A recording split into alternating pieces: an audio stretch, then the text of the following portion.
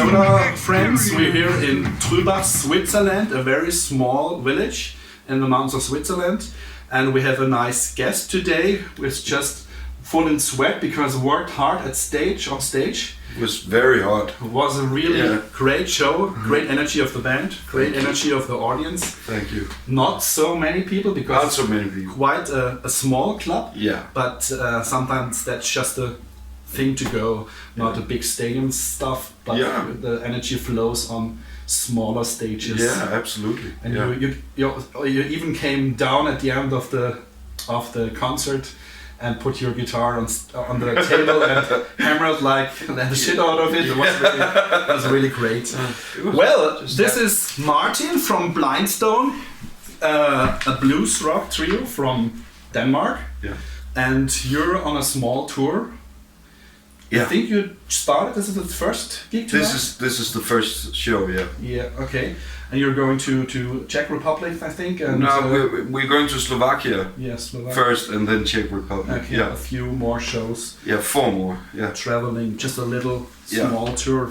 Yeah. Well, I have just a charming question to start off and get okay. warm. I read online that the Denmark. They are the second most happy people in the world, and Switzerland are the 4th most happy people in the world. Really? And you play the blues. Very sad and melancholic music. And I heard, I have not got to know very much Danish people. In fact, as a matter of fact, I think no one. But I heard they're very polite, similar like the Swiss. Yeah. And how does that fit together to be from a country with very happy people and playing blues music?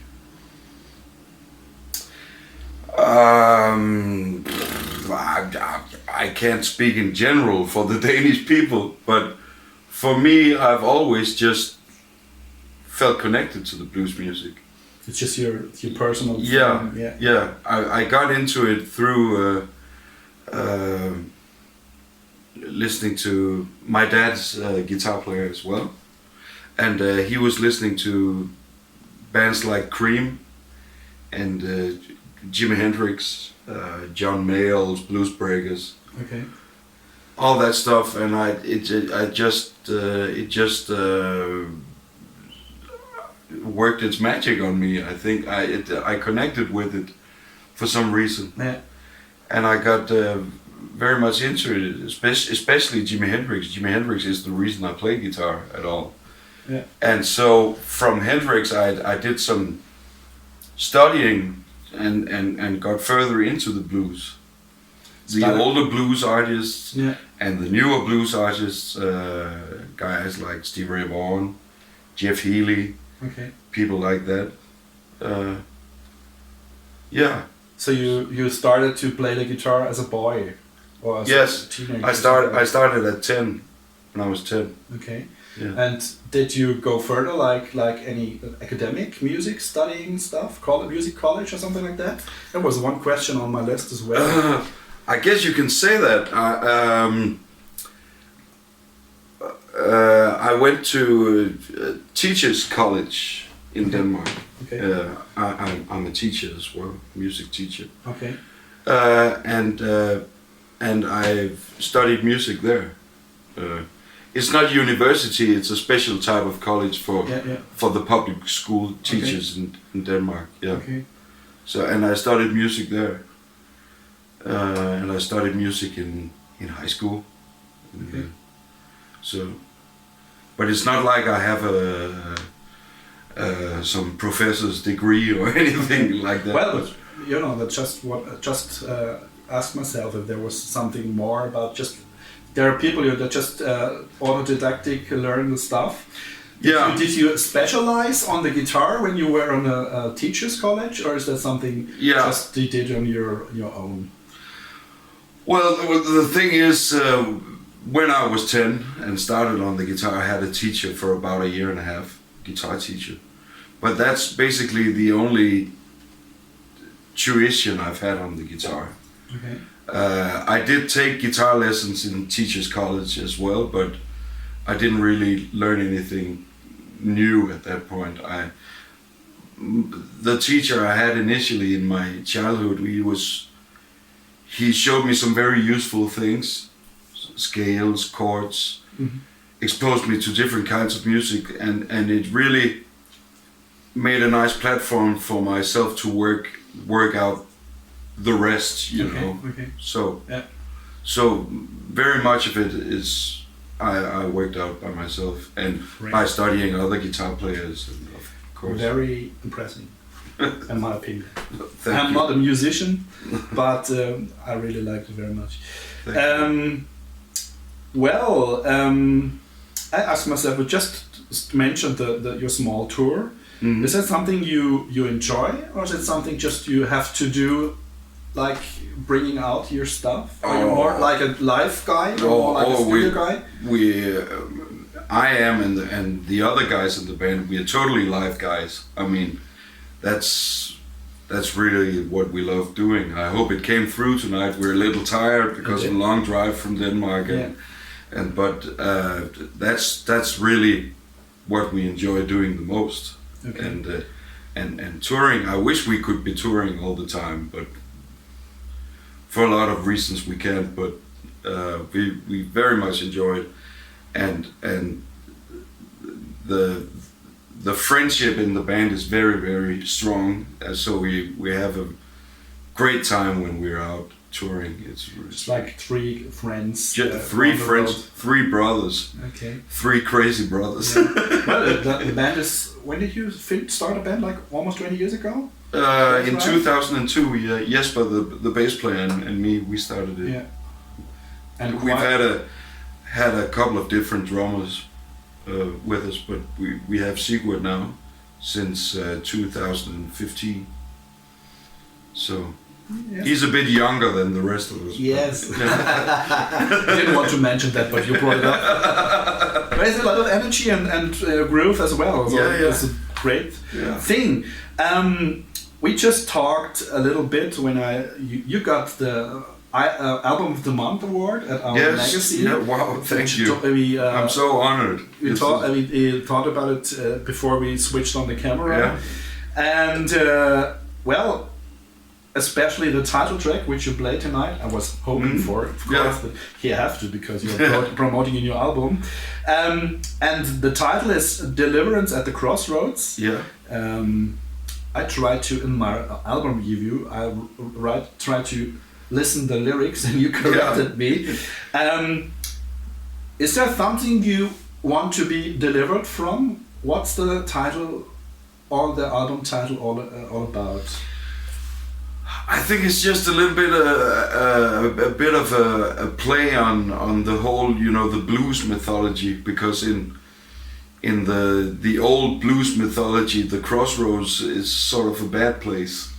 It's where you go to make the deal with the devil, or you sell your soul to get to be able to do whatever you want to be able to do, and it just became. The Crossroads, in this case, became just like a metaphor for the blues music, really. Okay. So you can find deliverance in the blues music as well, and the blues culture stuff. It's kind of optimistic, really. Yeah. It's not bluesy at all. Deliverance is like something very hopeful, isn't it? Yeah, it is. But great, yeah. Okay, got that. I was a little confused how many studio albums you guys have got out. I counted 6 studio albums, and of you live and cover albums as well. Is that right? Yeah. I just say we did 9 albums. 9 albums, just counting everything. Yeah.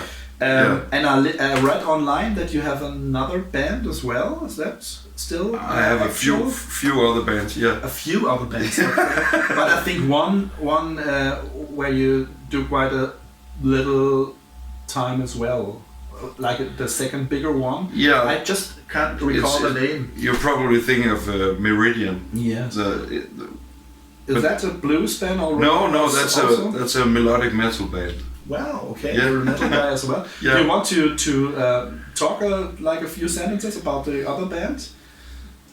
We can, it's okay. Yeah. I played some metal, in my teens, and then I didn't for a long time. But in 2012, one of my old metal friends called me and said he had a band called Meridian, and asked me if I was interested in playing some lead guitar on their first album. And I said, sure, I'd love to do that. I hadn't played metal for a long while then, but I said yes, because I'm always up for a challenge. And I went and jammed with them, and I ended up joining the band instead of just doing studio work. So, great. Yeah. And that was the first album in 2012, did you say? Yeah, I think the album came out in 2013, I believe. Yeah. And are you touring as well, or just? Not as much as we'd like to, but yeah. Regional in Scandinavia. Yeah, mostly, yeah. Okay. Well, I have to check that out. We'll put it in the video, the link. Yeah. I guess there is probably also a website or something where the people can check it out. Yeah. But don't forget to check out Blindstone, because sometimes you don't need metal to kick ass. Sometimes the blues is alright as well. I love metal music. I mean, I love the energy of it. That's great. I would say if you into metal music, you probably come from rock music, and if you come from rock music, you have to check out blues, because the blues is like the roots of the rock music. But I mean, if you look at a band like Black Sabbath, they were basically, at least to begin with, a very, very loud blues band. Yeah, with evil lyrics. Or AC/DC, similar. Yeah, AC/DC is just a blues band, if you ask me. Yeah. I mean, basically. Hard, heavy blues band. Yeah, and you hear it in some of the other guys. Judas Priest, they have blues roots as well, or 60s rock roots anyway. Yeah. They did like the Fleetwood Mac song, the Green Man Alicia and stuff like that. Yeah. So I definitely hear it in those guys, and I think, the blues is present in a lot of, even a band like Pantera, I hear the blues. Yeah, well, if you are a blues musician, because probably you hear it even deeper within. Yeah. But well, in general, a lot of riffs and the groove is all over the place. Yeah, great. You mentioned before that you're a teacher. Yeah. And I guess that's your bread and butter job, probably. Yeah. Is that true? Yeah. Okay, so you're regularly going to school and teaching kids music, and in your free time you're just I teach 4 days a week. Okay. At a private school in Denmark. Yeah. Okay, and the rest of the time you just do your own stuff. The rest of the time I'm a musician and producer and all those things. A lot of things. Yeah. No, because I asked because I was thinking like something that you do something like music teaching or producing or something like that, because I know that being a musician on the road and earn a living is pretty hard today. Oh my God! Yeah. Most people can't do it. A lot of people think, well, they are rock stars and they're like millionaires. But I always write and tell people, it's quite hard. If you're not like Iron Maiden or something like that, you're not a millionaire at all. But you have to try hard to pay your bills or have a regular job. Yeah. Exactly. Yeah. I mean, I have a family, I have a house, I have obligations. I can't just go out on the road and live in the back of a truck for 300 days a year. I can't do it. Yeah, that's a lot. Oftentimes the bands are young and they do their thing. Exactly. And just in the recent years, there have been a lot of bands like coming back. Like 20 years, there's what was I just reading about Psychotic Waltz. It's a progressive metal band. I know them. Yeah. They bring their first album in, I think, like 24 years. Yeah. And I guess it's probably like that. They got their families, and now their kids are out of the house, and they love to go back to their roots. Yeah. Hey, that was fun. Let's try that again. Yeah. just a little bit wiser and well, yeah. I'm glad to see them back though. They were like a metal Jethro Tull in a way. They're awesome, yeah. I'm really looking forward. I think the new album is coming out in next week. Yes, very close. Will be interesting. Yeah. You already mentioned that a little bit, but I'd love to talk a little bit about musical role models of you, and maybe especially blues musicians. You already mentioned you're a big Hendrix fan. Yeah. You played Foxy Lady just 2 hours ago. Yeah. And are you experienced as well? Yeah. I recognized the one only. Yeah. And I asked myself if you take notice what's going on in the music scene. You mentioned that you like metal as well. Yeah. Are you like reading magazines or looking online? What's going on, or do you have not enough time to do that? Yeah. When I have the time, I sort of, especially about what's going on with metal. I mean, I read Blabbermouth and those. Okay, the online sites. Yeah. Okay. I actually try not to listen to too much blues music, new blues rock music, because it distracts you from your own stuff, or well, it's just that it's basically the style of music that I'm do the most and that I'm the most known for, and then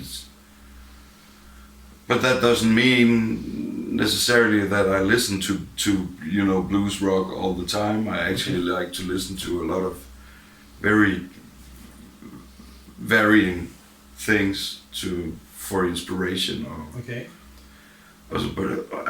But in reality, I don't get to do a whole lot of listening at all, because I'm usually working on some new project or something. Yeah. Okay. Yeah. Because that's something I had on my list as well. But then I think we can just leave that fall out. I see you had some names there. Yeah, I'd like to do. I would love to do some name dropping. My idea was I just drop a name and you just tell what comes to your mind. Yeah. Just without thinking too much. Yeah. I just picked out a few names, probably well-known ones, not the old veteran guys, more like the recent ones. Yeah. And some upcoming talents as well. Yeah. Eric Gales. He's amazing. I love Eric Gales, and he's actually an inspiration of mine. One of the heroes that we mentioned before. He's just great. Yeah. We'll be playing the same stage as him in July in England. Oh, great. At the Ramblin' Man Fair. Yeah, you told me that you were going there, yes. You were there before, right? We played there in 2017, and Eric was actually there as well, playing with Supersonic Blues Machine. So I got to meet him there, and I got to meet Lance Lopez, who was playing with Supersonic Blues Machine. I know the name as well. Yeah. And he actually he guested on our second album. Ah, okay. Freedom's so Calling. you know each other a little, at least a little just bit. a little bit, from emails and stuff. So I got to meet Lance for the first time. Great. Okay. And I got to meet Eric as well. That was quite a moment, actually, because I very much admire Eric Gales. Yeah. I also have Walter Trout on my list. Yeah. I love Walter. He's I've actually followed him since the Life in the Jungle album, which was recorded in Denmark, actually. Okay. He has a Danish wife from our town, actually. Okay. So you know him as well? I don't know him. I've met him, and we opened for him once in our hometown. Okay. So yeah, I've met him, and of course I followed the whole thing about his disease. And what a miracle! I was so happy to see that he made a great album afterwards. Yeah, I absolutely. It's his last one, I think, or maybe the second last one. I'm not sure. was awesome. And there's one guy who is in the international charts all the time, and I think it's just, I don't know how this guy is doing. Brings like 2 albums a year or something like that. Joe Bonamassa. He's like, I think, he's probably the musician that brought blues to my attention like 10 or 15 years ago, as I'm rooted in rock and metal music as well. He and probably Gary Moore a few years back. He's like all over the place. He's everywhere. I mean, if there's a current blues rock superstar, it's probably Joe Bonamassa, I'd say. I respect him very much. I've actually known about him since he was called Smoking Joe Bonamassa. Okay. And he was playing in a band called Bloodline in his early teens. Okay. With some sons of famous guys. Robbie Krieger's son. You know Robbie Krieger from The Doors. The bass player from Allman Brothers' son, Miles Davis' son. Yeah. Some of those guys. And he was like 14, I believe. Or so. It was like some blues, how do you call it, guitar, I'm looking for the word, like he was blues. like a prodigy. Yes, exactly, that was the word I'm looking exactly. for, yeah. And now he's doing his own thing and almost selling out, you know, not stadiums, but very big halls. I have to say he's not my favorite guitar player of all, but I respect him very much. I mean, he's obviously a good player. And a good singer as well. A good singer, and he has a crazy work ethic. Yeah. He's been working so hard for so many years. I always think, what this guy is bringing a live album again, and he's bringing this crazy, yeah. But I think for the last, since like 2000 or something, he has been doing like 250 tour dates every year. He's working very hard. Yeah. So he absolutely deserves it. I mean, totally. Yeah. Much respect. Do you know Anthony Gomes from Canada? No, sorry. Never heard of him? No. Then I got a tip for you to check out. Probably Anthony Gomes. Is probably goes in a similar direction like you guys. Okay. Like also a blues rock, not blues. And actually, he and your guys are the 2 bands that I have been listening when it comes to blues in the last years. So really awesome. To check him out. He's from Canada. I'll check it out. I'm still hoping to that he's coming to Europe one day, but I think it's similar like your situation. He's mostly in the US and in Canada on tour. There's also a very young guy from the UK, Toby Lee. I've seen him. He's I've seen videos. 12 years old or something like that. No, it's not 12. He's a little bit older now, but I think he was like, is that like that prodigy guy from the UK coming up? Yeah, that's awesome. He's just very talented. It's very cool. Yeah. Is there if you see something like playing a guy like him, is it? I have to think before I talk. You're a music teacher as well. So does the teacher come in your mind when you see a young guitarist play? Like, wow, can't teach him very much, or he has to study more on that or this, or just. I don't really think in teaching terms when I see other musicians play, but I mean it all depends on the actual guitarist that I'm seeing. Yeah.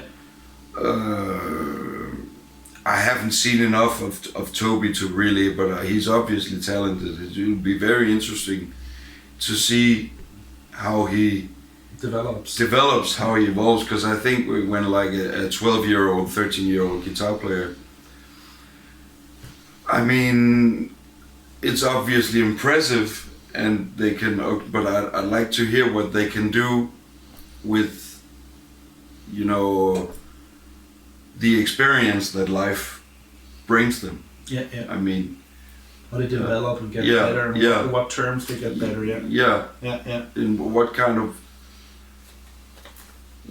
of little stylistic quirks they will develop and stuff like that. Like the details. Yeah.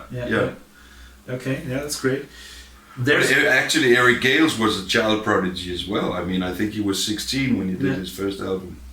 There's another guy from the US. It's called Christoph Ingram, a black guy, quite big guy. Have you heard of him? I think he's even nominated for the Blues Awards this year in several categories. I've seen the name, but I haven't heard him. He's quite impressive as well. Yeah. And he's like he looks like the original blues guy, you know, black guy and big guy. Yeah. I think he's only 19 or something like that. And it's funny because. It's not funny. It just looks amazing because he's a big guy and has a small guitar. Looks great. He's also very, very cool. Great. And Stevie Ray Vaughan, I think you played a song of him as well tonight. No. I was just thinking that the fast one, we had switched the guitars. No, that was a Joe Satriani song. Okay. Yeah. Okay. Yeah. Stevie Ray Vaughan was very important to me because that was sort of one of the next guys I discovered after Jimi Hendrix. And my dad actually, when I was 13, took me to a Stevie Ray Vaughan concert to see him with Double Trouble, and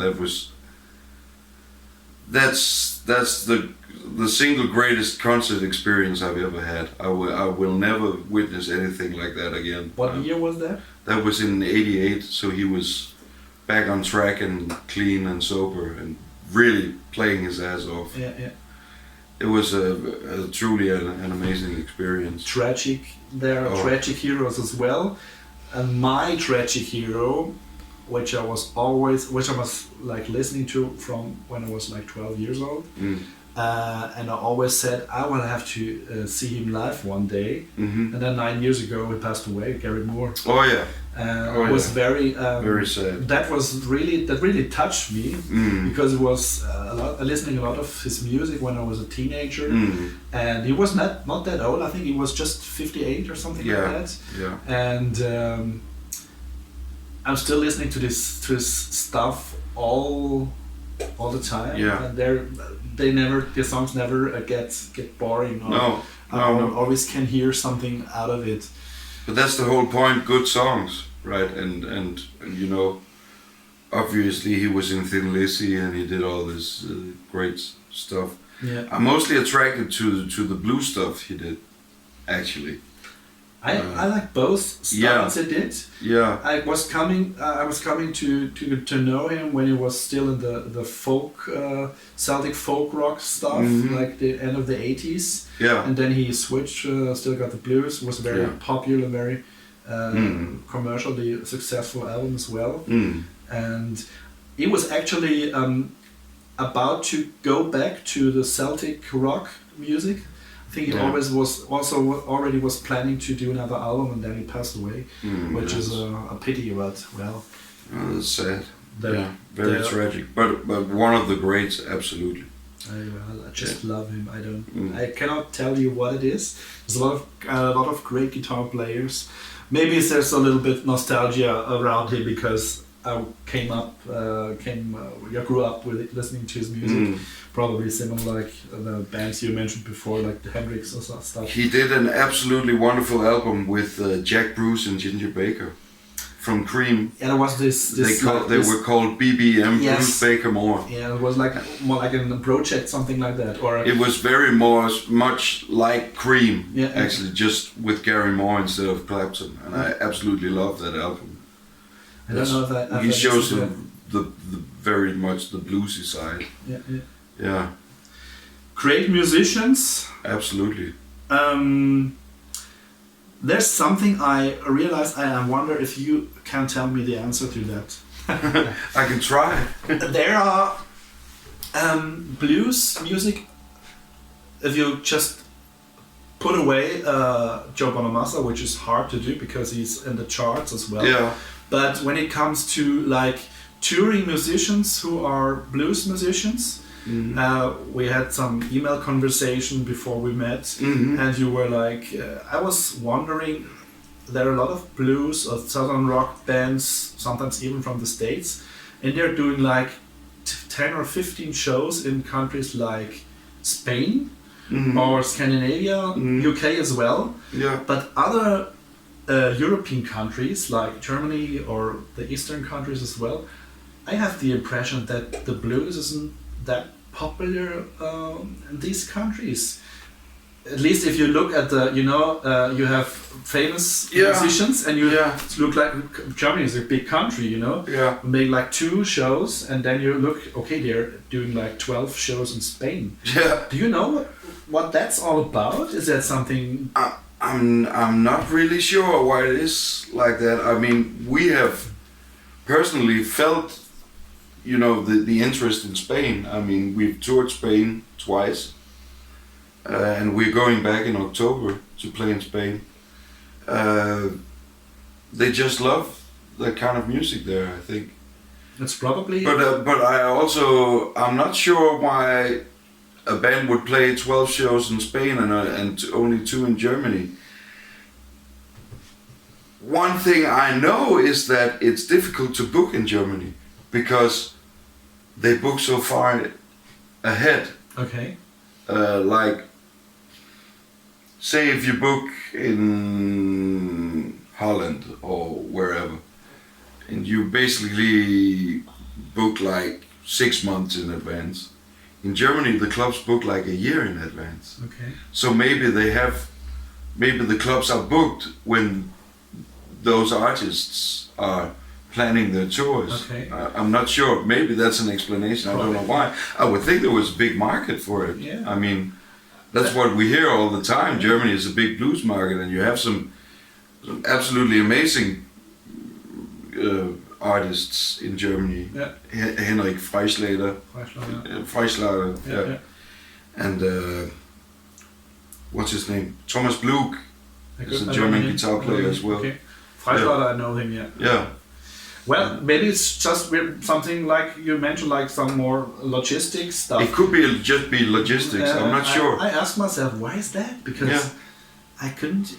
Even if you look like the Bonamassa albums where they got the charts, Germany, like the top 10 or something.